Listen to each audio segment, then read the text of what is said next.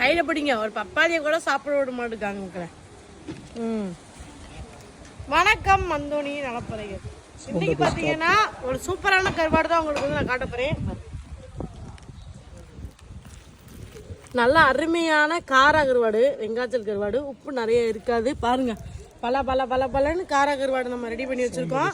குழந்தை பெற்றவங்க இந்த காரா கருவாடு வாங்கி இந்த மருந்து குழம்புன்னு சொல்லுவாங்கள்ல, அந்த மாதிரி வச்சு சாப்பிட்டீங்கன்னா நல்லா பால் ஊறும். இந்த காரா கருவாடு பார்த்தீங்கன்னா டேஸ்ட் பார்த்தீங்கன்னா சூப்பராக இருக்கும்.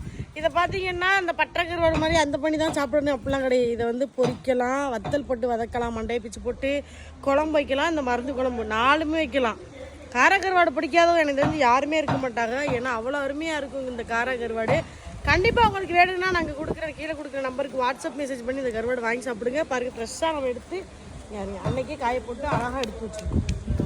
இந்த மாதிரிலாம் காய வச்சு எல்லோரும் கொடுப்பாங்களான்னு தெரியாதுல்ல.